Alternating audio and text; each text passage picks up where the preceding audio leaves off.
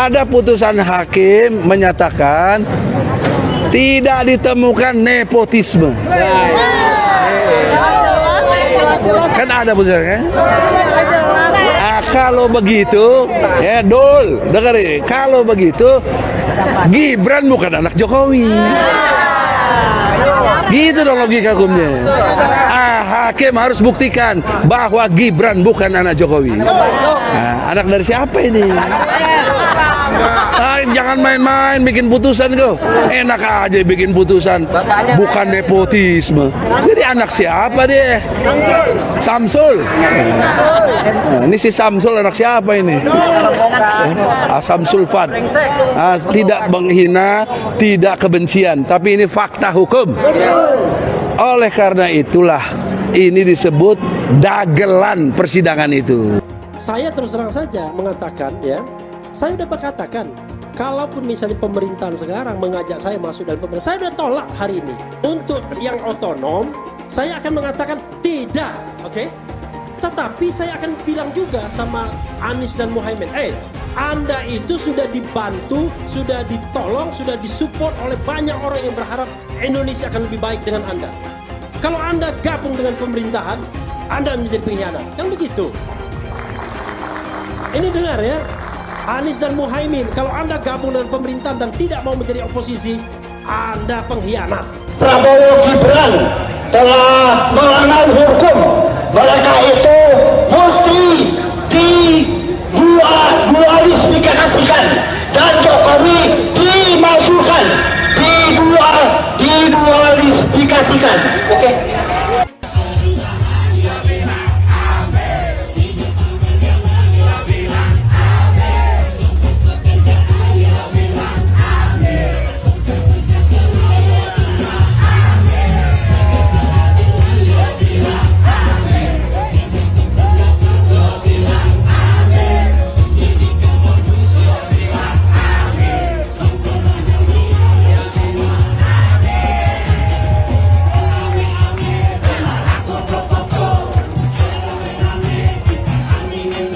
Ingat kata Kapolri Pak Listio Sigit, ikan busuk dimulai dari kepalanya.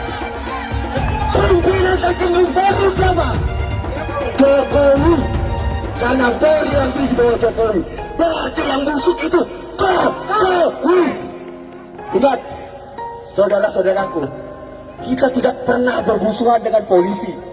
Kita tidak bermusuhan dengan TNI. Karena mereka anak kandung rakyat. Yang kita musuhi adalah kebrutalannya. Dan yang paling kita musuhi adalah Jokowi sebagai sumber segala bencana di negeri ini.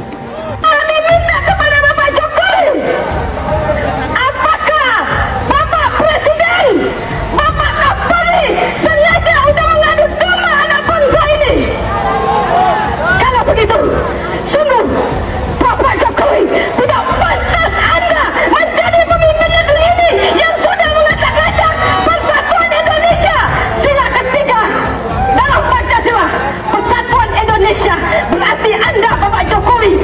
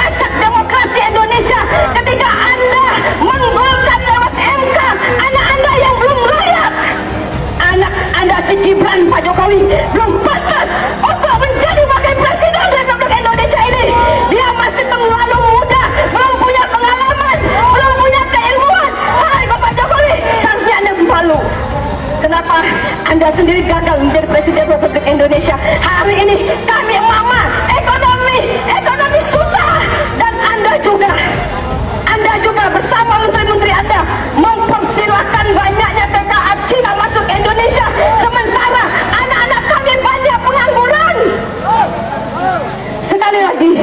Hari ini kami dari akar rumput akan teriak. Kami akan teriak, Bapak Jokowi, Anda sudah gagal menjadi Presiden Republik Indonesia. Selayaknya Anda mundur. Jika hakim berlaku jujur, berlaku adil, maka tempatnya adalah di surga. Tapi ketika hakim berlaku tidak adil, tidak jujur, tempatnya ada di neraka.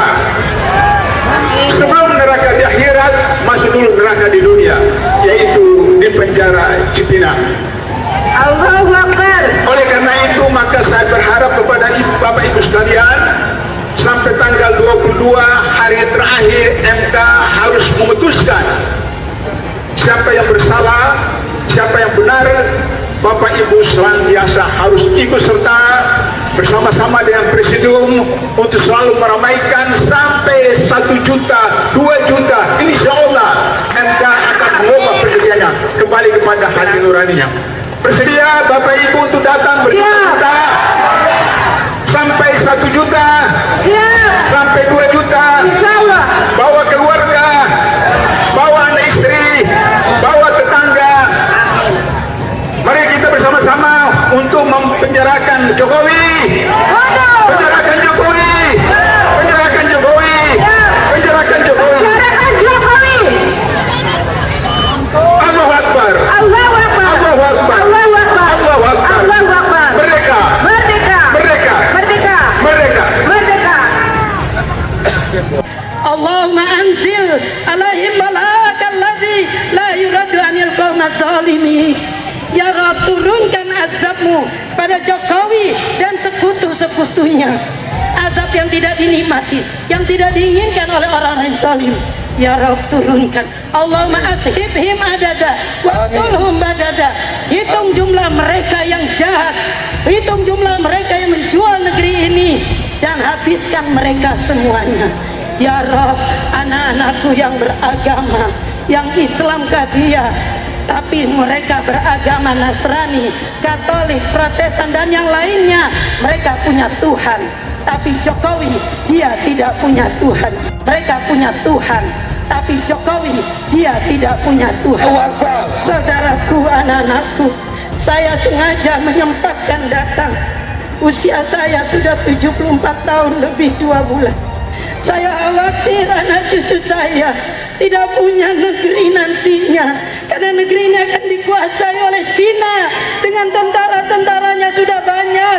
Di Morowali bertengkar tentara Indonesia, tenaga kerja Indonesia dengan tenaga kerja Cina, yang mati anak Indonesia 100 orang, Cina cuma 1 yang ditangkap dan dipenjara anak-anak kita tenaga kerja Indonesia. Saya menangis. Ini negeri siapa?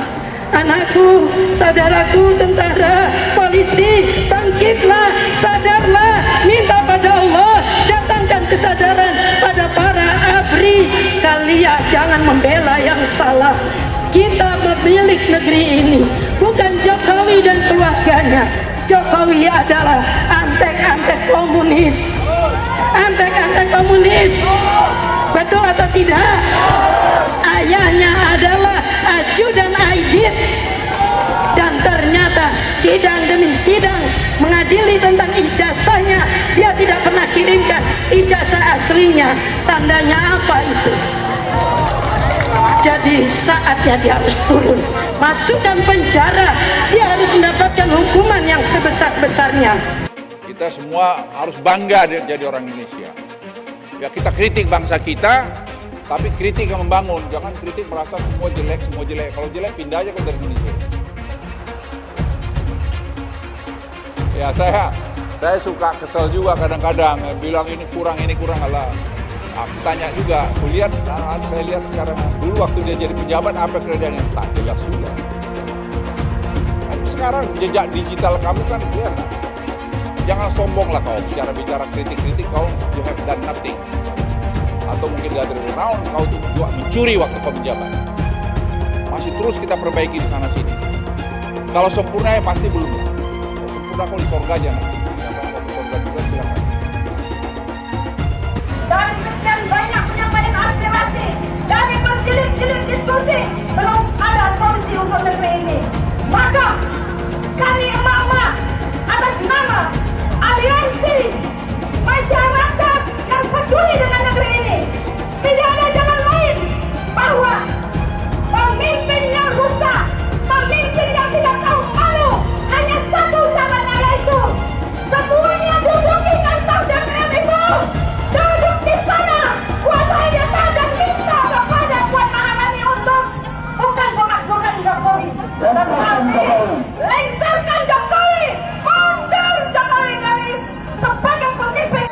gereja. Ini abang, kok saya agama Islam Betawi. Kita dibohongin selama 10 tahun, pembohong lagi. Ada apa dengan gereja, Pak? Masalahnya Jokowi itu Cina banyak. Kita dibudakin zaman Soeharto, Cina lagi, jangan sampai Cina lagi. Nah, itu rasis itu. Zaman Soeharto nggak ada kecurangan sah. Presiden, ini pembohong. Bohongin rakyat tau nggak? Jokowi itu apa sih? Jokowi itu apa? Ya Allah, dia itu seperti boneka golek, ditata ke sini ditata ke sini tapi sebenarnya lebih pinter anak saya loh. Bener apa enggak? Lebih pinteran anak saya, anak TK. Masa 1 ditambah 1 berapa? Dia bilang 11. 1 ditambah 1 buat 11. Otaknya di mana? Otaknya di mana? Goblok kalian, tolol kalian. Ngaku profesor, masa 1 tambah 1 buat 11. Goblok apa enggak? Tolol apa enggak? Saya menentang politik identitas karena bagi saya politik identitas dengan membawa-bawa agama itu mempermainkan agama.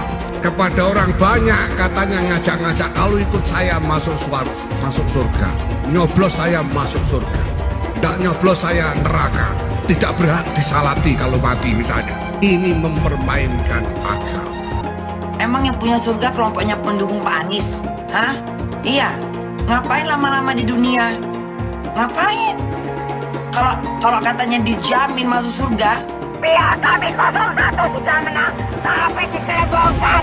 Biadab KPU, biadab KPU. Jangan tengah-tengah KPU. Kalian keluar. Jangan jadi pecundang. Kalian tuh pecundang. Kemarin 2019 kami asli membela Prabowo. Kami jadi gembel. Kami tidur di jalanan pakai kardus. Tapi aku perjuangkan. Dia akhirnya masuk ke tomberan yang sama. Dia apa? Dia gak tahan dengan oposisi. Sekarang aku perjuangkan 01. Aku perjuangkan Anies Baswedan. Kami perjuangkan Bapak Anies Baswedan itu yang menang. Lawan dia. Lawan. Hai KPU, dengarkan suara hati rakyat. Jangan pernah membuka pembicaraan atau berdebat dengan pendukung 01 karena capek, beneran capek. Mereka itu kalau berdebat nggak apple to apple, selalu bawa-bawa agama, seolah-olah mereka mengkotak-kotakan dirinya sebagai pendukung dengan agamanya yang kuat dan lebih soleh daripada pendukung paslon-paslon yang lain. Jadi kan percuma ya, kalau kita berdebat pun tidak debat yang nyambung. Kan mereka ini kemarin bilang bahwa Anies Baswedan ini Imam Mahdi. Terus kemarin kampanye juga bilang bahwa Malaikat Jibril sudah merestui Anies Baswedan ini sebagai hambanya Allah yang ditunjuk untuk memimpin negara ini. Nanti lama-lama mereka dipanggil sama malaikat Israel. Suara Anda jangan mau dibeli. Itu menguntungkan oli. Marilah kita tegakkan demo. Indonesia bukan milik dinasti. Indonesia bukan milik. Belok. Kita pilih Anies masuk neraka. Ya, emangnya Anies malaikat? Emangnya Anies Allah? Dia juga belum tentu di belakang kita mah. Kan anaknya aja boro-boro pakai jilbab itu. Anaknya aja nggak pakai jilbab. Nih, masalah surga dan neraka hanya Allah yang tahu. Barangkali jangan salah, Prabowo kan haji. Jangan merasa dia paling hebat. Jangan jual-belikan agama. Kita capres-capres aja. Nasional. Gitu. Indonesia aku maju. Jaya nggak? Sekarang berubah. Apa yang dirubah? Purwakarta ya Purwakarta aja, nggak bisa ada jadi yang lain-lain. Harus maju, bukan dirubah, dimajukan, ya kak. Capek-capek belajar agama, capresnya Imam Mahdi. Mudah-mudahan aja. Rugi dong. Yaitu Abah mengutus 1000 malaikat. 1000 malaikat. Dari 1000 malaikat yang satu malaikat membawa 1000 malaikat. Berapa itu di jumlahnya? 1 juta. Kita akan mencoblos pilihan Allah dan Rasulnya. Siapa Imam Mahdi? Profesor Dr. Anies Rashid Baswedan. Itu Imam Al-Mahdi. Al-Imam Al-Mahdi 2024 memenangkan Anies Baswedan. Kenapa? Imam Mahdi. Semua sebelumnya kalau haram tidak mendukung Anies untuk Presiden Indonesia 2024 Dajjal. Kalau tidak memenang Anies Baswedan untuk Presiden Dajjal. Catat itu, amin menang wajib, amin kalah dosa. Secara eksplisit ditulis dalam Al-Quran. Quran surah Al-Qasas ayat 26, Quran surah Asy-Syu'ara ayat 107, 125, 143, 162, 178, 193. Quran surah Ad-Dukhan ayat 18, ayat 51, Quran surah At-Takwir ayat 21, dan Quran surah At-Tin ayat 3. Tepuk tangan untuk kemenangan, amin. Amin menang, amin kalah. Catat itu, amin menang wajib, amin kalah dosa. Kata amin disebut 14 kali di dalam Al-Quran, terdapat di dalam 8 surah. Insya Allah ini menjadi isyarat bahwa pada tanggal 14 Februari 2024 Bapak Anies akan menjadi presiden yang ke-8 dan Pak Muhaimin akan menjadi wakil presiden yang ke-14. Tepuk tangan. Amin menang, amin kalah dosa. Hidup amin, hidup amin, caplos amin, menangkan amin, amin menang 1 putaran, amin, amin, amin menang wajib, amin kalah dosa, amin menang, amin kalah dosa. Hamba itu namanya Anies Baswedan. Dia akan panggil malaikat Jibril. Wahai Jibril, aku mencintai hambaku yang insya Allah namanya Anies Baswedan. Kabarkan kepada seluruh umatku, seluruh makhlukku, bahwa aku mencintai Anies Baswedan. Maka Jibril akan mengatakan kepada seluruh makhluk di langit, seluruh makhluk di bumi, cintailah Anies Baswedan. Maka insya Allah makhluk di langit dan makhluk di bumi semuanya akan mencintai Anies Baswedan dan mendoakan pada 14 Februari insya Allah Anies Baswedan Presiden Republik Indonesia.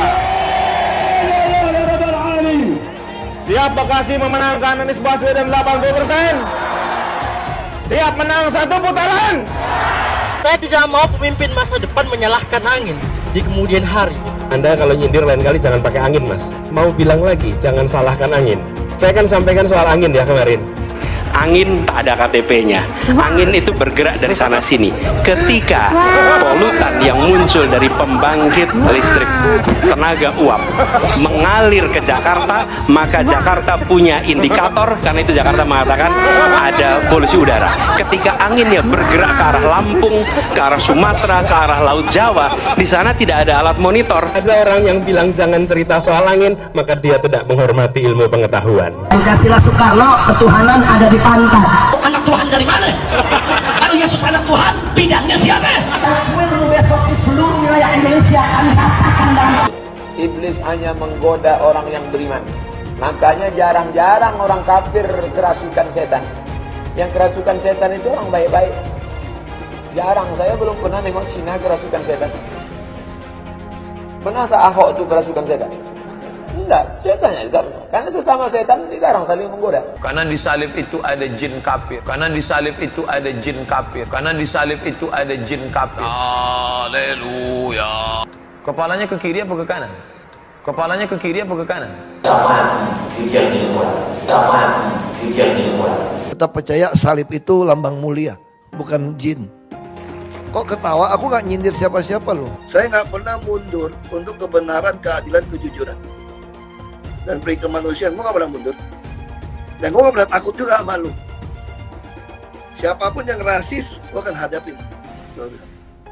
Karena rasis itu tidak berperi kemanusiaan. Sama saya ditanya dulu kan, kamu nyesel nggak statement kamu di Pulau Seribu sehingga masih masuk penjara? Tidak pernah nyesel. Karena saya mengatakan kebenaran. Anies menuduh Jokowi melakukan penjagalan. Padahal Anies lupa pada rekam jejaknya sendiri di tahun 2017, di mana Anies melakukan penjagalan terhadap Ahok. Semua cara dilakukan, termasuk melakukan politik identitas berbasis agama, sampai-sampai menggunakan kelompok FPI, HTI, dan kelompok intoleran lainnya. Sudah barang pasti, Anies tidak akan melanjutkan program-program Jokowi. Legasi-legasi dari Pak Jokowi akan dihancurkan oleh Anies.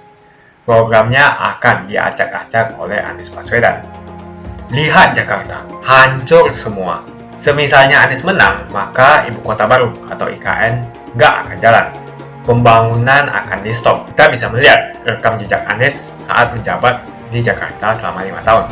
Tidak ada satupun janji yang dipenuhi dan tidak ada kinerja yang bisa dibanggakan. Dari DP 0%, GOC, kelebihan bayar, Formula E, banjir, sumur resapan, jalan rusak, dan gonta-ganti nama jalan. Jika Anies menang, maka FPI dan HTI, Ormas Khilafah, akan kembali. Apa kita mau Pancasila diganti oleh Khilafah? Bagian Indonesia Timur yang mayoritas non-Muslim pasti tidak akan setuju dengan Khilafah.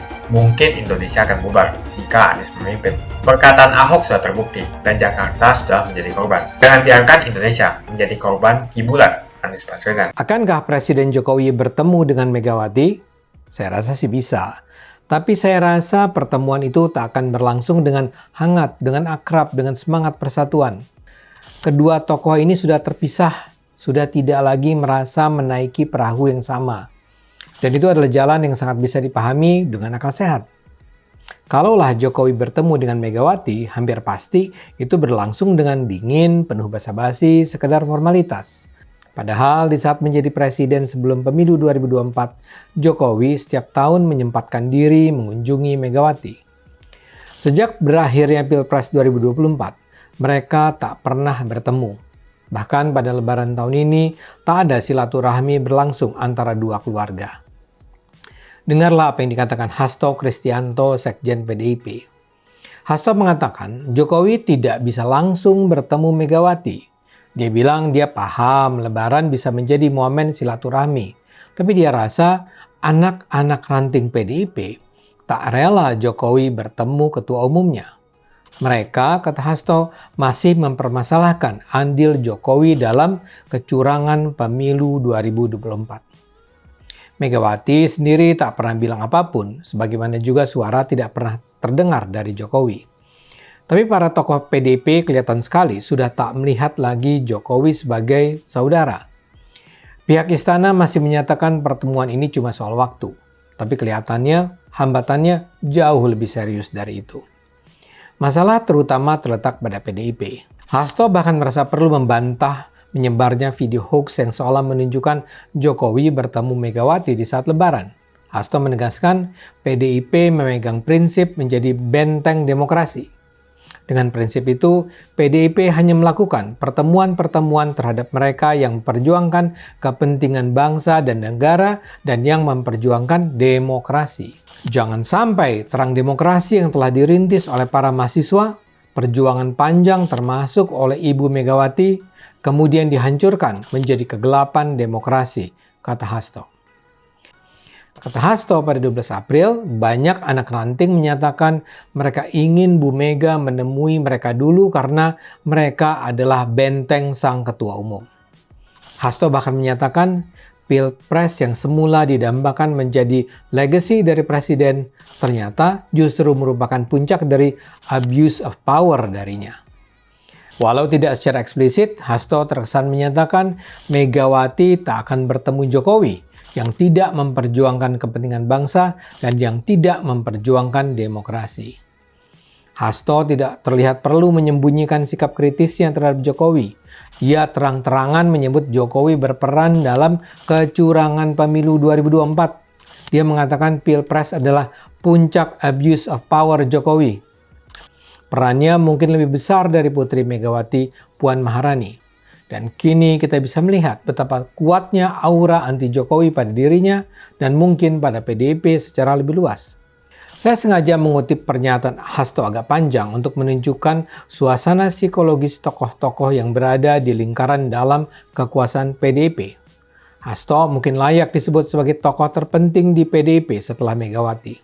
Sebelumnya, sudah pernah beredar pula sikap politikus senior Deddy Sitorus. Saat ditanya perihal hubungan Jokowi-Megawati, Deddy menyebut tidak ada hubungan apa-apa lagi antara keduanya karena cita-cita Jokowi adalah menghancurkan PDIP. Jadi sikap sekjen PDIP ini sudah sangat jelas. Tapi harap dicatat, bukan hanya Hasto yang menunjukkan sikap anti-Jokowi. Kita bisa dengar juga pernyataan politikus senior PDIP Masinton Pasaribu. Ia menyatakan Megawati tidak perlu bertemu dengan Jokowi karena sang presiden tidak menghormati konstitusi, reformasi, dan demokrasi. Menurutnya, sikap partai sudah sangat jelas sejak Jokowi terlihat mendukung Prabowo. Komarudin menyebut Jokowi sebagai orang yang sudah di sebelah sana dan bukan bagian dari PDI Perjuangan. Suasana yang agak berbeda bisa kita rasakan di kubu Prabowo. Gibran misalnya menyatakan memang Hasto selalu mengeluarkan pernyataan bernada negatif. Tapi menurutnya, ia tetap berpikir bahwa pertemuan Megawati dan Jokowi akan terjadi setelah segenap sengketa Pilpres terselesaikan. Salah satu langkah lain untuk mempertemukan Jokowi dengan Megawati adalah dengan meminta Prabowo untuk menjadi jembatan keduanya. Sekretaris Jenderal Partai Gerindra Ahmad Muzani mengatakan pihaknya terus melakukan komunikasi intensif dengan PDIP untuk memastikan pertemuan antara Prabowo dan Megawati. Menurut Muzani, komunikasi dengan PDIP berlangsung produktif dan sudah sampai pada tahapan penyusunan jadwal pertemuan. Sekretaris TKN Prabowo Gibran, Nusron Wahid, mengatakan serangan yang datang dari Hasto tak lain tak bukan datang dari penyesalan semata. Menurut Nusron, Hasto menyesal karena tidak mengikuti kemauan Jokowi. Karena itulah Hasto berfokus hanya pada Jokowi dan keluarganya, bahkan sampai mengibaratkan Gibran seperti supir truk yang menabrak gerbang tol Halim beberapa waktu lalu. Saya duga Megawati akan memperlakukan Jokowi seperti dia memperlakukan SBY. Selama 2 dekade, terjadi perang dingin di antara Megawati dan SBY. Megawati dan SBY hanya bertemu di acara-acara resmi. Itu pun hanya berjabat tangan dan bertegur sapa sebentar. Nusron berharap Hasto berdamai dengan Jokowi dan Gibran. Nusron berharap Megawati akan bersedia bertemu Jokowi tanpa dihambat oleh orang-orang dekatnya. Dengan keras, Nusron menyatakan lingkaran Megawati dipenuhi rasa kebencian, sehingga berlaku tidak adil. Dapat kita lihat, kedua kubu ini nampaknya sudah sulit untuk dipersatukan.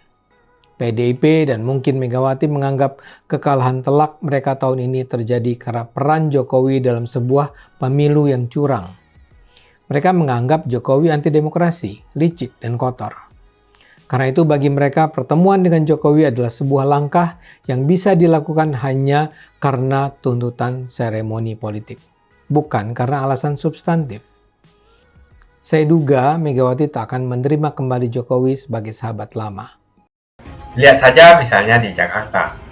Anies menghancurkan semuanya. Legasi-legasi dari Pak Jokowi akan dihancurkan oleh Anies. Programnya akan diacak-acak oleh Anies Baswedan. Wajar-wajar saja jika Jokowi dalam pusaran ketakutan ketika masa kekuasaan berakhir di tahun 2024. Sudah barang pasti, Anies tidak akan melanjutkan program-program Jokowi. Semisalnya Anies menang, maka Ibu Kota Baru atau IKN nggak akan jalan. Pembangunan akan di-stop. Legasi-legasi Jokowi akan hancur. Anies menuduh Jokowi melakukan penjagalan. Padahal Anies lupa pada rekam jejaknya sendiri di tahun 2017, di mana Anies melakukan penjagalan terhadap Ahok. Semua cara dilakukan, termasuk melakukan politik identitas berbasis agama, sampai-sampai menggunakan kelompok FPI, HTI, dan kelompok intoleran lainnya. Anies Baswedan sampai nekat berkoalisi dengan ormas preman berjubah agama. Di tahun 2024, Anies Baswedan akan kembali menggunakan strategi di tahun 2017. Kelakuan-kelakuan relawan Anies yang menjalankan strategi ini masih pakai pola yang lama. Pola yang lama berupa membangun opini negatif terhadap pemerintah dan Komisi Pemilihan Umum. Curangan Anies lainnya adalah melakukan kampanye sebelum waktunya, di mana dia mengganti namanya menjadi headstart untuk membingungkan publik. Atau kecurangan Anies Baswedan yang menggunakan jet pribadi saat kampanye di mana-mana. Berapa kecurangan dari biaya kampanye yang menggunakan jet pribadi? Apakah ini datang dari korupsi BTS yang dilakukan oleh Menkominfo dari Partai Nasdem? Tak main-main kecurangan maling atau korupsi yang dilakukan oleh Johnny G. Plate adalah sebesar 8 triliun rupiah. Suka tidak suka, senang tidak senang, sadar atau tidak sadar, pola Anies Baswedan ini sudah basi. Nampaknya para relawan Anies sudah tak punya cara atau metode lain dalam berkampanye sehingga memainkan strategi play victim. Memang basi sih strategi ini, tapi sangat terbukti ampuh, apalagi jika ditambahkan dengan jualan isu agama. Kita bisa melihat rekam jejak Anies saat menjabat di Jakarta selama 5 tahun. Tidak ada satupun janji yang dipenuhi dan tidak ada kinerja yang bisa dibanggakan. Dari DP 0%, OKOC, kelebihan bayar, Formula E, banjir, sumur resapan, jalan rusak, dan gonta-ganti nama jalan. Diketahui Anies pun masih berhutang 100 miliar kepada Sandiaga Uno dan sampai saat ini belum dibayarkan. Untuk jadi gubernur saja, Anies sampai berhutang 100 miliar kepada Sandiaga Uno dan belum dibayarkan. Apalagi jadi presiden. Berapa triliun yang akan Anies hutangkan? Dan bagaimana Anies bisa membayar utang triliunan itu? Apakah Indonesia siap untuk dijual? Jika Anies menang, maka FPI dan HTI, Ormas Khilafah, akan kembali. Apa kita mau Pancasila diganti oleh Khilafah? Bagian Indonesia Timur yang mayoritas non-Muslim pasti tidak akan setuju dengan Khilafah. Mungkin Indonesia akan bubar jika Anies memimpin. Perkataan Ahok sudah terbukti dan Jakarta sudah menjadi korban. Jangan biarkan Indonesia menjadi korban kibulan Anies Baswedan. Begitu saja opini saya tentang Anies Baswedan. Bagaimana opini kalian? Tuliskan di kolom komentar. Pastikan kalian semua menekan like di video ini. Dan jangan lupa bagikan video ini ke teman dan family Anda supaya mereka semua mengetahui tentang informasi ini.